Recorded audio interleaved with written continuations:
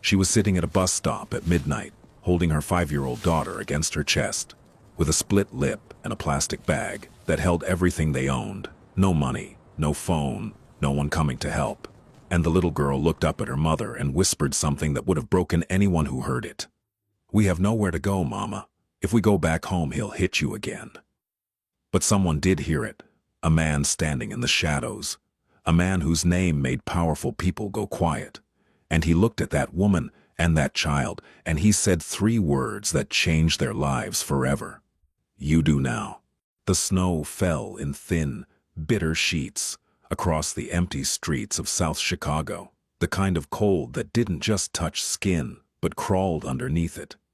The bus shelter at the corner of Halsted and 43rd had no walls on 3 sides, just a bent aluminum roof and a cracked plastic bench that had long stopped offering comfort to anyone. It was 11 minutes past midnight. The last bus had come and gone 40 minutes ago. Anya Resnick sat on that bench, with her arms wrapped around a 5-year-old girl pressed tightly into the center of her chest. She wore a thin, denim jacket that had been enough for September, but was useless now in the jaw of a late November freeze. Her daughter, Lena, wore 2 layers beneath a child's coat that was 1 size too small. The zipper didn't close all the way. Neither of them wore gloves. Anya's lip was split. Not badly, but enough that the dried blood pulled when she opened her mouth to breathe. There was a bruise forming beneath her left eye that she hadn't yet seen in a mirror. She didn't need a mirror. She knew exactly what shape it would take. She had worn this same bruise in different shades for the past 3 years. In her right hand, she held a plastic grocery bag. Inside it, 2 changes of underwear for the girl, a folded birth certificate, a phone charger, $47 in crumpled bills, and a box of animal crackers she had grabbed from the kitchen counter on her way out. That was everything. That was their entire life now, reduced to what she could carry in one hand, while holding her daughter with the other. Lena's face was buried in her mother's neck.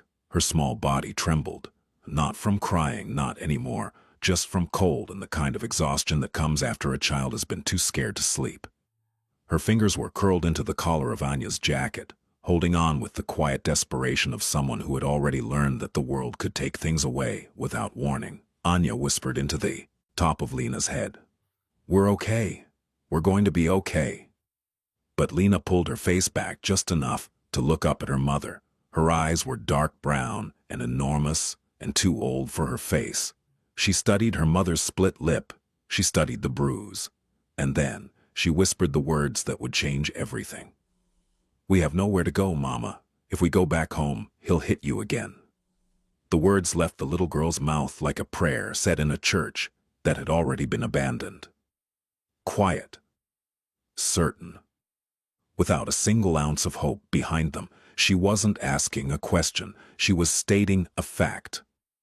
5 years old, and she already understood that home was the most dangerous place they had ever known. Anya closed her eyes and pulled her daughter back against her chest. She had no answer. Because Lena was right. There was nowhere to go. Anya had no family in this country. Her mother was dead. Her father was in Chernivtsi, in a flat he could barely afford, too old and too sick to send anything more than a phone call on birthdays. She had no friends in Chicago. Craig had made sure of that. One by one, over the course of their marriage, he had cut away every connection she had tried to build. The women at church. The neighbor who had invited her for coffee. The Ukrainian grocery clerk who had once given Lena a free candy bar. All of them had been erased from Anya's life through Craig's jealousy, his rules, his punishments for what he called running your mouth to strangers. She had married Craig Belmore 4 years ago, in a courthouse ceremony with no guests. She had come to the United States on a K-1 visa. Craig had seemed kind at first, gentle even. He had written her letters. He had sent pictures of the apartment in Chicago and told her it was a good neighborhood, safe for children. He had told her he wanted to build a life together, and for 8 weeks after the wedding she had believed it. Then the door started closing. First, it was small things. Comments about how she cooked, complaints about her accent, mockery in front of his friends. Then the yelling began. Then the grabbing. Then the first time he hit her, an open palm across the face because she had spoken to a man at the grocery store who had asked her where the bread aisle was. That was 3 years ago. Tonight was the worst it had ever been. Craig had come home drunk and furious about something at work. He had thrown a plate. He had grabbed Anya by the hair and slammed her shoulder into the kitchen doorframe. When Lena started crying, he told the girl to shut up or he would give her something to really cry about. That was when Anya made the decision.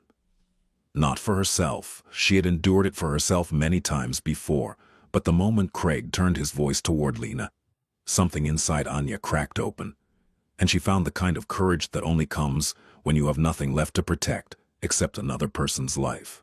She waited until he passed out on the couch. Then she packed the bag, picked up her daughter, and walked out into the cold. That had been 4 hours ago. Now they sat at a bus stop with nowhere to go, and the only sound in the world was the hiss of snow meeting pavement. Across the street, parked beneath the broken amber glow of a streetlight, a black sedan sat with its engine running. The exhaust rose in soft white plumes. The windows were tinted so dark that no one passing by could have seen the man sitting alone in the back seat. Boris Davidson didn't usually ride through this part of the city at midnight. His world existed in a different geography. The private dining rooms of downtown steakhouses, the top floors of buildings whose tenants paid their rent in silence, the back offices of men who ran unions and construction firms, and the kinds of businesses that operated in the space between legal and something else entirely. Boris was 33 years old.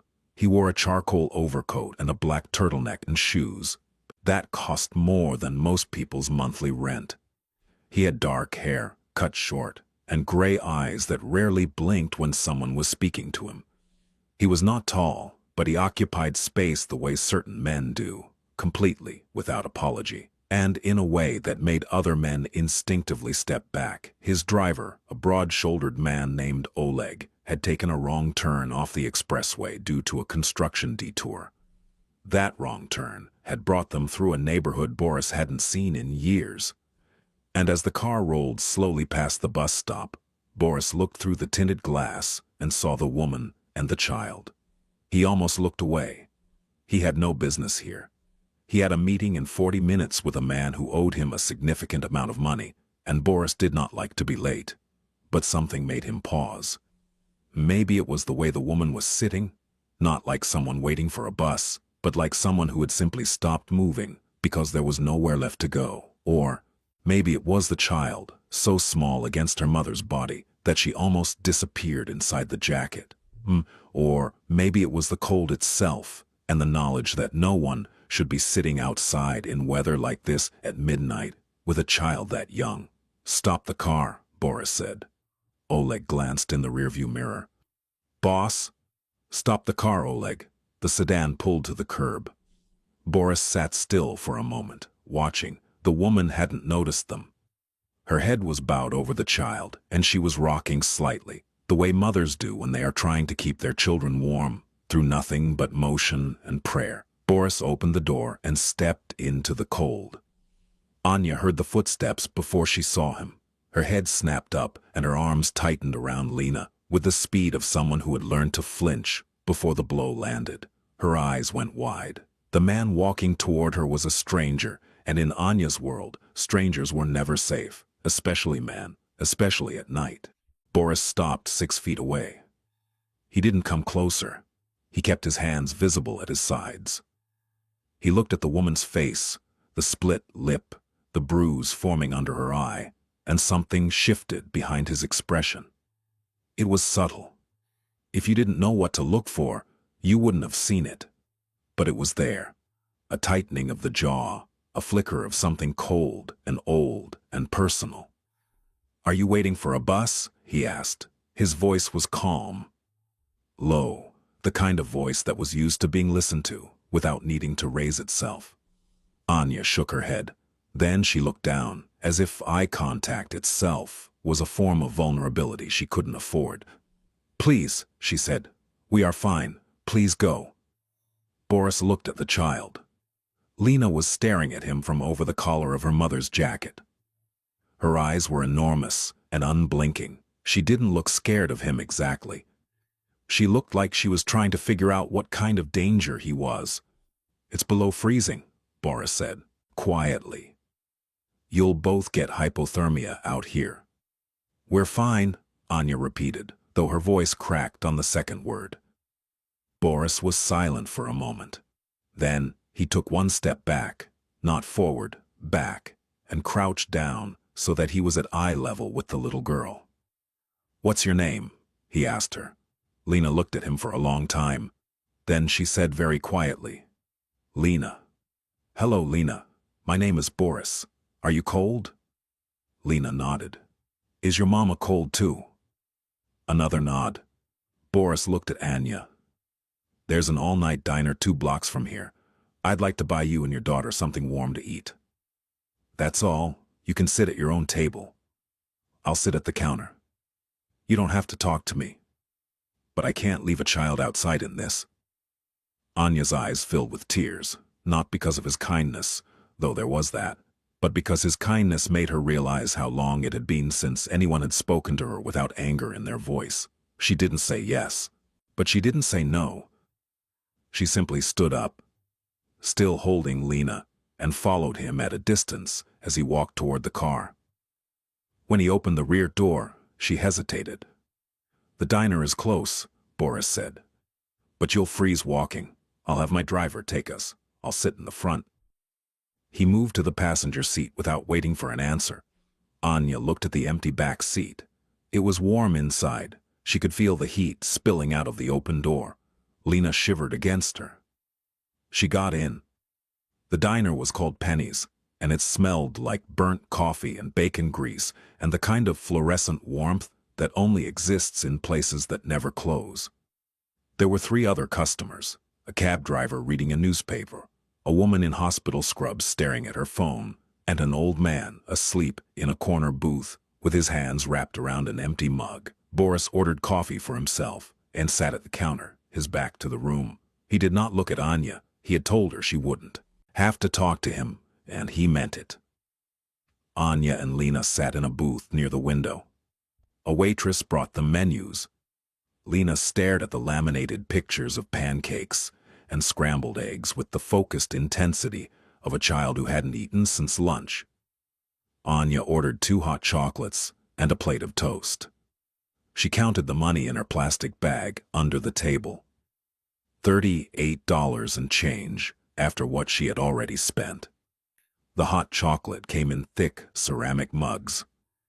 Lena wrapped both hands around hers and pressed her face close to the steam, and for the first time in hours, she smiled. It was a small, fragile thing, that smile. But it was real. 20 minutes passed. Then 30. The warmth of the diner was doing what warmth does. It was pulling the armor off. Anya's hands stopped shaking, her breathing slowed, and eventually she looked across the room at the man sitting alone at the counter and realized that he hadn't turned around once. He hadn't watched them. He hadn't intruded. He had simply made sure they were warm, and then he had let them be. She picked up Lena and walked to the counter. Boris looked up. "Thank you," Anya said. "For this.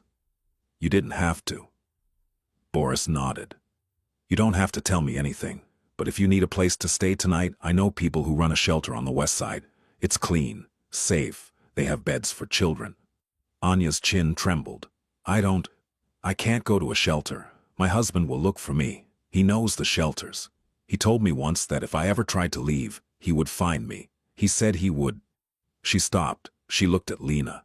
She couldn't finish the sentence in front of her daughter. Boris studied her face for a long time. Then he said something that surprised her. "Where are you from?" "Ukraine," she said. "Chernivtsi, a small city." "I know Chernivtsi," Boris said. His accent which she hadn't noticed before, suddenly made sense. The way he shaped certain consonants, the rhythm of his speech. My mother was from Odessa. Anya stared at him. You're Ukrainian? Half. My father was American. But I grew up speaking Russian and Ukrainian before I spoke English. He paused. How long has he been hurting you? Anya opened her mouth. Then she closed it. Then she opened it again, and this time the words came out not in the careful, edited English she had trained herself to speak in public, but in the raw, unguarded Ukrainian she hadn't used in years. She told him everything. She told him about the visa, about the courthouse wedding, about the 8 good weeks and the 3 terrible years. She told him about the isolation, the confiscated phone, the way Craig had hidden her passport and her green card application in a safe she didn't have the combination to. She told him that Craig had told her if she ever called the police, he would report her as an illegal immigrant and have her deported, and that she would never see Lena again, because Lena was an American citizen, and the courts would give custody to the father. She told him about the night she lay awake while Lena slept, staring at the ceiling, wondering if dying would be easier than staying, but knowing she couldn't leave her daughter behind. She told him about tonight, the plate, the door frame, the way Craig had turned his fury toward Lena for the first time. She told him all of this in Ukrainian, in a diner in South Chicago at 1 in the morning, while her daughter ate animal crackers from a box and drew pictures on a napkin with a borrowed pen. At one point, the waitress came by and refilled Boris's coffee. She looked at Anya's face, the bruise, the split lip, and then she looked at Boris, and something in her expression hardened. Boris saw it. He didn't explain. It wasn't his story to tell, and it wasn't the waitress's business to hear. But he understood the assumption, and he filed it away. The way he filed away everything. Silently, permanently, without comment. Anya talked. For almost 40 minutes. She hadn't spoken this much in years. Craig had trained her to be quiet, to answer in short sentences, to never volunteer information that could be used against her. But now, in the warm light of this diner, speaking in the language she had been born into, the words poured out of her like water breaking through a dam. She hadn't even realized she had been holding. She told him about the day she had tried to leave before. Almost 2 years ago, she had packed a bag then too. She had taken Lena to the park and kept walking past the playground, past the parking lot, all the way to the bus station on Ashland. She had $30 and a phone number for a domestic violence hotline she had memorized from a flyer in a bathroom stall at the public library. She had dialed the number. A woman had answered. The woman had asked Anya if she was in a safe place, and Anya had hung up because the word safe had suddenly seemed like a concept from a foreign language. Not Ukrainian, not English, but something she had once spoken fluently and had since forgotten entirely. She had gone home. Craig hadn't even known she was gone. That was perhaps the worst part, that her absence was so unremarkable to him that he hadn't noticed it. She told Boris about the way Lena had started wetting the bed 6 months ago, after a night when Craig had thrown a glass against the wall and the sound had woken her up screaming. She told him about the parent-teacher conference where Lena's preschool teacher had gently asked if everything was okay at home, and Anya had smiled and said yes, everything was fine because the alternative, telling the truth, felt like stepping off the edge of a cliff with no guarantee that there was anything below to catch her. Boris listened without interrupting. His face did not change expression. His coffee grew cold. He didn't touch it. He simply sat and listened with the complete, undivided attention of a man who understood that sometimes the most powerful thing you can do for another person is to hear them without trying to fix them. When she was finished, he was quiet for a long time. Then he spoke, also in Ukrainian. He lied to you about all of it. VAWA, the Violence Against Women Act, protects you. You can file for immigration relief independently. He cannot have you deported for leaving him, and no court in this country will give custody of a child to a man who beats her mother. Anya's eyes went wide. How do you know this? Because I've seen it before. Because I have lawyers who handle exactly this kind of case. He paused. Your husband is wrong about something else too. What? He told you no one would help you. He was wrong. In the silence that followed, Lena looked up from her napkin drawing and studied Boris with the same careful, unflinching gaze she had given him at the bus stop. Then she held up the napkin. She had drawn 3 stick figures standing together under a triangle that was probably meant to be a roof. "That's you," she said, pointing to the tallest figure. "That's Mama. That's me. We're inside where it's warm." Boris looked at the drawing for a moment. Then he reached into his coat, produced a phone, and made a single call. 20 minutes later, a woman named Galina arrived at the diner. She was in her 50s, heavy-set, with kind eyes and an efficiency of movement that suggested she had done this many times before. She drove a gray minivan and spoke to Anya in Russian. She told Anya that she ran a private safe house, not a city shelter, but a residence funded by private donors that did not appear in any public directory. No names were recorded at intake. There were 2 beds available. There was a lock on the door. Anya looked at Boris. "Why are you doing this?" Boris was quiet for a moment. "Because someone should have done it sooner." He didn't say more, but there was something in the way he said it, a weight, a specificity. That made Anya understand this was not abstract compassion. This was personal. Something had happened to him, or to someone he loved, and whatever it was had left a scar that looked a lot like the one she was carrying tonight. She didn't ask. She simply nodded, picked up Lena, and followed Galina out of the diner. Boris watched them go. Then he finished his coffee, left $100 bill on the counter, and walked back to the car. Oleg was still behind the wheel. "We missed the meeting, boss." "I know. Goran won't be happy. Goran owes me $600,000. He can wait." The car pulled away from the curb. Boris sat in the back seat and stared out the window at the snow. He didn't speak again for the rest of the drive. 3 days passed. Anya and Lena stayed in Galina's safe house, which was a second-floor apartment in a quiet residential block on the west side. It had 2 bedrooms, a small kitchen, and a living room with a television that Lena watched cartoons on, while Anya tried to figure out what to do next. There was another woman staying there as well, a young woman named Priya from Indianapolis, who didn't talk much, but who always made sure to leave the bathroom clean after she used it, and who once left a chocolate bar on Lena's pillow without saying anything about it. The first night in the safe house, Anya couldn't sleep, not because of the unfamiliar bed, or the street noise or the clicking of the radiator. She couldn't sleep because the apartment was too quiet. There was no one in the next room whose breathing she needed to monitor, whose footsteps she needed to track, whose shifting weight on a mattress spring might mean the difference between a peaceful night and a violent one. The silence should have been a relief.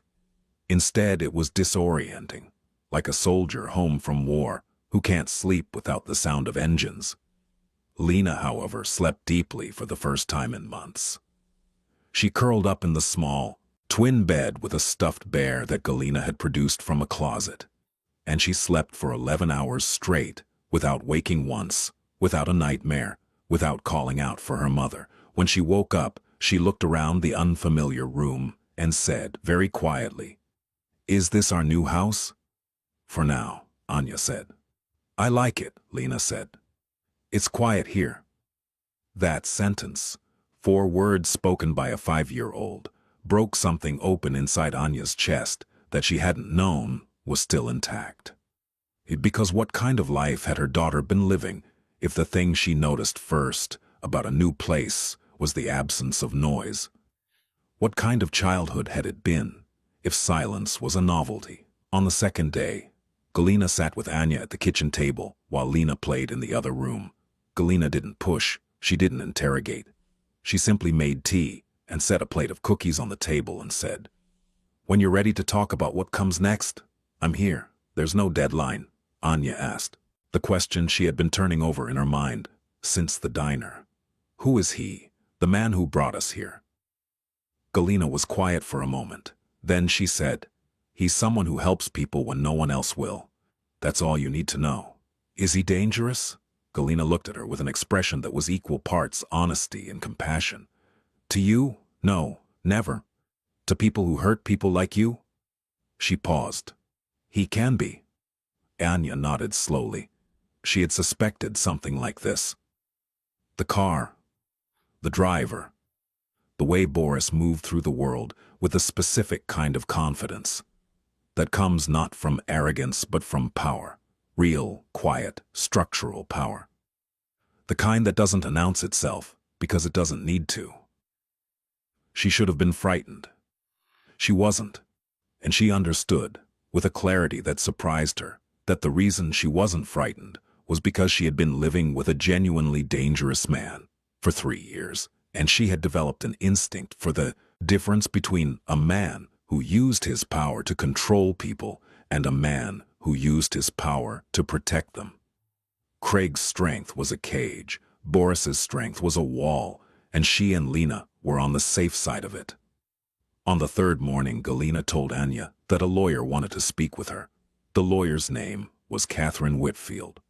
She arrived that afternoon in a navy blue suit with a briefcase and a calm, methodical way of speaking that made Anya feel like she was finally talking to someone who understood how the system worked and wasn't afraid of it. Catherine explained everything. She explained VAWA, self-petitioning. She explained the U visa process for victims of domestic violence. She explained emergency protective orders and how to file for sole custody. She told Anya that Craig's threats about deportation were not only lies, but were themselves a form of abuse recognized by federal immigration law. She told Anya that everything when the green card, the custody, the protection was possible. It would take time. It would require documentation, but it was possible. Anya cried through most of the meeting, not from sadness, from the sudden, overwhelming realization that the cage she had been living in had a door, and the door had been unlocked the entire time, and she simply hadn't known. Catherine's services were being provided pro bono. When Anya asked who was paying for it, Catherine said only that her firm occasionally took on cases through a private referral network. She did not mention Boris by name. She didn't need to. On the fourth day, Craig Belmore went looking for his wife. He started at the obvious places: the bus station, the few acquaintances Anya had once been allowed to have, the Ukrainian church on Western Avenue where she used to go before he forbid it. He drove around the neighborhood, slow and methodical, his jaw tight and his hands gripping the steering wheel the way he gripped everything, like he owned it. By the fifth day, he was getting desperate. He called Anya's dead phone 18 times. He drove past the local police station and thought about filing a missing persons report, but something stopped him.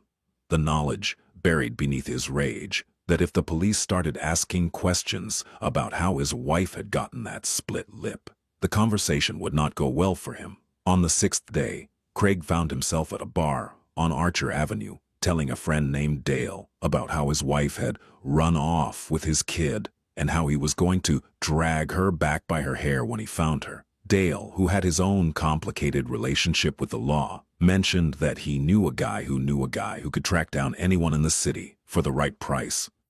By the seventh day, Craig had a name and an address, not Galina's safe house. That was invisible to his kind of search, but he had the name of the diner where Anya had last been seen, and from the diner he got a description of the car that had taken her, and from the car he got a partial plate number, and from the plate number he got a neighborhood.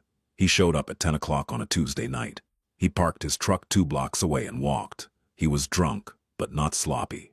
Functioning. The kind of drunk that Craig did best, just enough to silence whatever was left of his conscience, not enough to slow his hands. He found the building. He didn't know which apartment, but he stood on the sidewalk and began shouting Anya's name. Upstairs, Lena heard him first. She had been watching a cartoon about a rabbit family, and she froze. Her body went rigid. Her eyes went to the window. She knew that voice the way animals know the sound of a predator, not through understanding, but through instinct, hardwired by repetition. "Mama," she whispered. Anya was already moving. She had heard him too. The sound of Craig's voice hit her like a physical blow, and every cell in her body switched to the same mode it had been in for 3 years. Survival. She pulled Lena away from the window. She turned off the lights. She locked the bedroom door, even though it was just a hollow core interior door that wouldn't stop a grown man for more than 5 seconds. See, her hands were shaking. Her breath came in short, ragged bursts, but she did not cry. She had trained herself out of crying during emergencies because crying took energy and focus and time, and in the moments when Craig was at his worst, she needed all three for something more important. Making sure Lena wasn't in the room when it happened, Lena pressed her face into Anya's stomach. "He found us," she whispered. "I know, baby, I know, but we're safe here. The door is locked." "The door at home was locked too," Lena said, and the logic of it, the terrible, perfect 5-year-old logic, left Anya with nothing to say. Downstairs, Craig's shouting grew louder. He was calling Anya's name, then Lena's. His voice had that particular quality it took on when he had been drinking, thick, confident, a voice that believed it had a right to everything it was demanding. Priya appeared in the hallway in her pajamas, eyes wide. Galina put a hand on Priya's arm and shook her head. "Stay calm, stay inside." Galina was on the phone before Craig had finished his second shout. She didn't call the police, she called a different number. Boris answered on the first ring. "He's here," Galina said. 12 minutes later, 3 vehicles pulled up to the block in quick succession. A black SUV, a dark sedan, and a silver Audi. No sirens, no flashing lights, just the quiet precision of men who knew how to arrive somewhere without announcing themselves and without asking permission. Boris stepped out of the sedan. He was dressed the way he always was. Dark coat, dark clothes, the kind of understated authority that didn't need a badge or a title. Behind him, 4 men spread out along the sidewalk. They were large, calm, and positioned in a way that was not threatening to anyone who wasn't causing trouble but was unmistakably final to anyone who was. Craig was still shouting when he saw them. He turned, and the alcohol in his system made it take a second longer than it should have for him to process what he was seeing. 4 men who looked like they had been carved from the same block of stone, and 1 man in the center who didn't look like anything at all, who looked, in fact, like the quietest person on the entire street, but who radiated something that Craig's lizard brain recognized before his conscious mind caught up. Danger. Real danger. The kind that doesn't shout. "Who the hell are you?" Craig said. Boris walked toward him with the same measured pace he used for everything. He stopped 4 feet away, close enough to be heard in a whisper, close enough for Craig to see that the gray eyes watching him contained absolutely no fear and absolutely no hesitation and absolutely no interest in a conversation that lasted longer than it needed to. "My name isn't important," Boris said. "What's important is that you're standing outside a building where a woman and a child are trying to sleep. And you're going to stop. That's my wife in there. And my kid. I have every right. You have no rights here." Boris's voice didn't change in volume. It didn't change in tone, but something in it shifted. A coldness that entered the space between them like a blade laid flat against skin. "You lost your rights when you put your hands on her. You lost them when you terrorized a 5-year-old. You lost them when you locked away her passport and told her she'd be deported if she asked for help." Craig blinked. "How do you know about—" "I know everything, Craig." Boris let the name sit in the air. "I know where you work. I know what you drive. I know what you owe on your mortgage and who you called 2 days ago to try to track her down. I know about the arrest in Peoria you think was expunged. I know about the workers' comp claim you filed with a fraudulent doctor's note. I know everything there is to know about you, and none of it impresses me." Craig's face had gone pale. The aggression was still there, but it was cracking. Underneath it was something he wasn't used to feeling.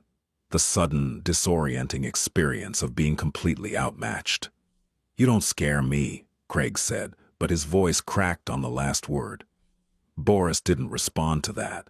Instead, he leaned in, close enough that his next words were meant for Craig alone.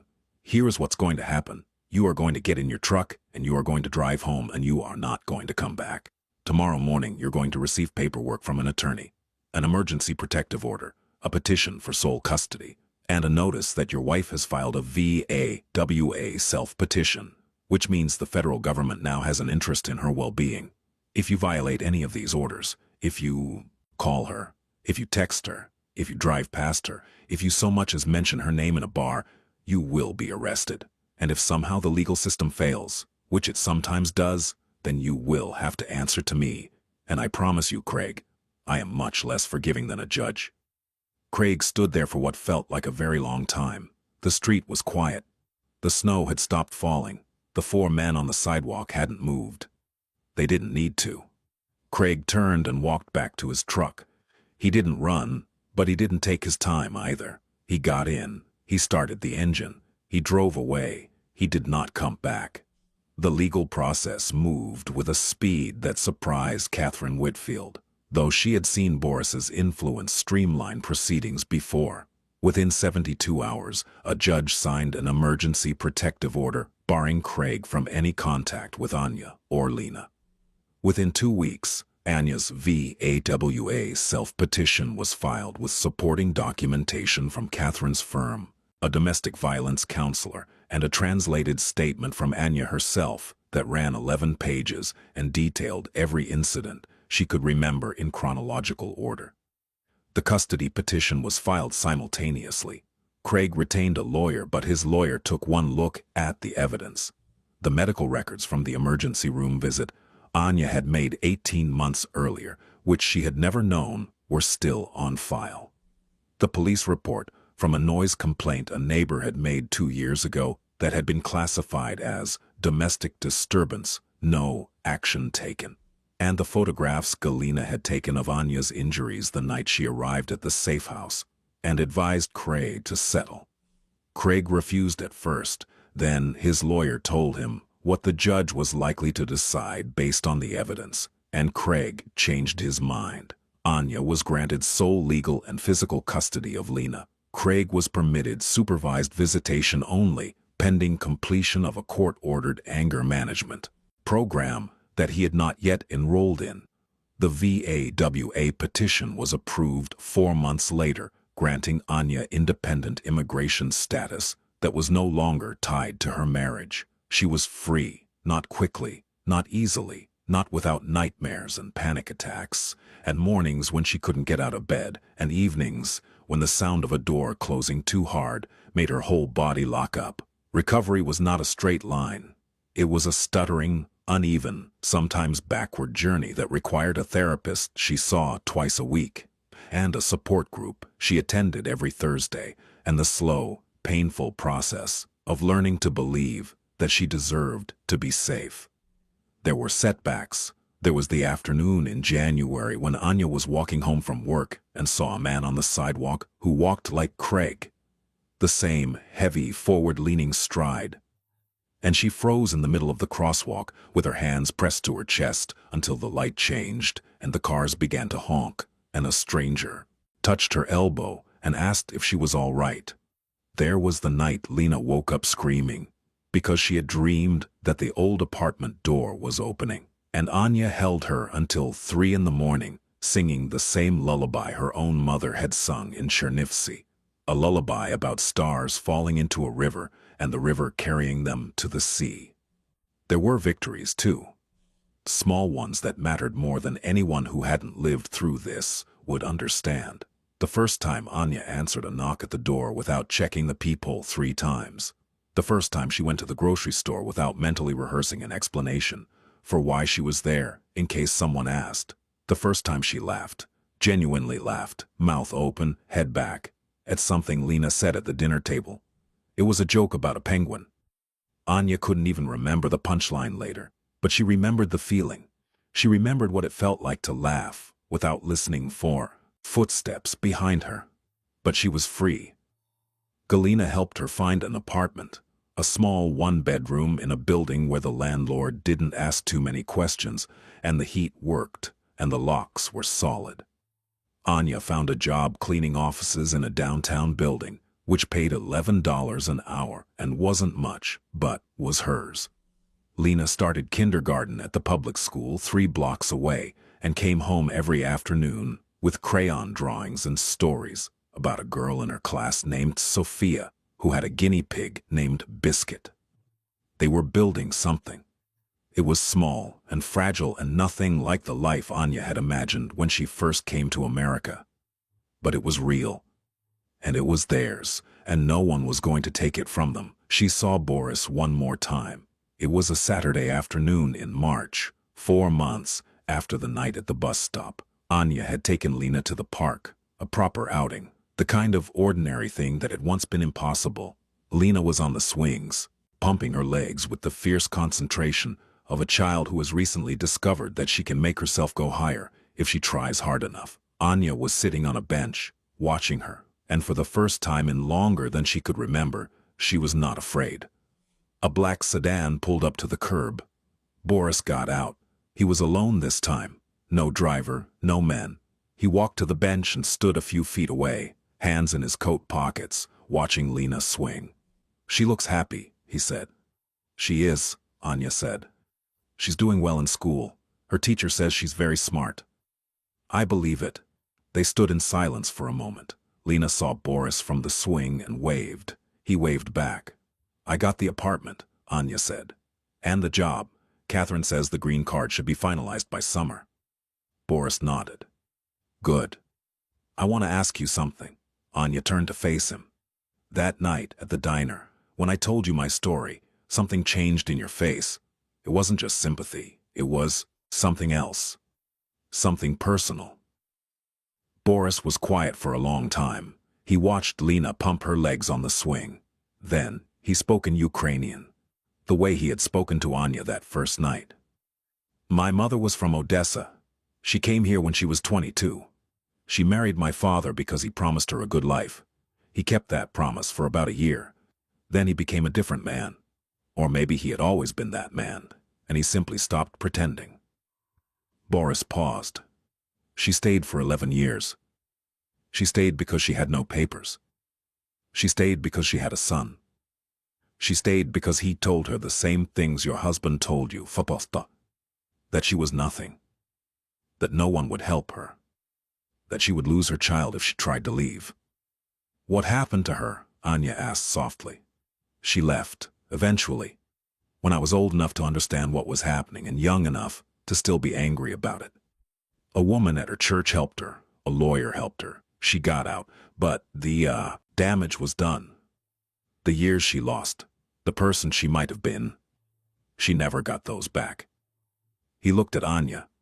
"She's alive. She lives in New Jersey now. She has a garden and a cat, and she calls me every Sunday to make sure I'm eating enough. She survived. But I remember what she looked like during those years. I remember the sound of her crying through the wall. I remember the way she flinched." He paused. "When I saw you at that bus stop, holding your daughter, I saw her. I saw my mother 30 years ago. And I decided that this time, someone was going to help before 11 years had passed." Anya felt tears running down her face, but she didn't wipe them away. "Thank you," she said. "For everything. For the lawyer. For Galina. For that night." "You don't owe me anything," Boris said. "You did the hardest part yourself. You walked out the door." Lena had gotten off the swing and was running toward them with the uncoordinated, joyful urgency of a 5-year-old who has spotted someone she recognizes. She skidded to a stop in front of Boris and looked up at him. "Hi," she said. "Hello, Lena." She tilted her head. She was studying him again with those enormous brown eyes, the same way she had studied him at the bus stop, trying to place him in the only categories her 5-year-old mind had available. "Are you a good guy?" she asked. Boris looked at her. Then he looked at Anya. Then he looked back at the little girl who had drawn him into a stick-figure family on a napkin in a diner at 1 in the morning. "I try to be," he said, "for people who need me to be." Lena considered this. Then she nodded, as if this answer satisfied whatever internal tribunal she had been running. She reached up and took his hand, just briefly, just for a moment. And then she turned and ran back toward the swings, her coat flapping open, her laughter rising into the cold spring air like something newly released. Boris watched her go. "She's going to be all, she's, right?" he said. Yes, Anya said. She is. He turned and walked back to his car. He didn't look back. He didn't need to. The woman on the bench and the girl on the swing were no longer his responsibility. They never really had been. They had always been each other's. He got in the sedan and pulled away from the curb. The park grew small in the rearview mirror. The spring sun was low and golden, and it hit the windshield in a way that made everything ahead of him look bright and blurred and new. Behind him, Lena swung higher. Anya watched. The wind moved through the bare trees, and somewhere in the distance, a church bell rang, and the city kept going the way cities always do. Indifferent to miracles, even the small ones. Especially the small ones. But they happened anyway.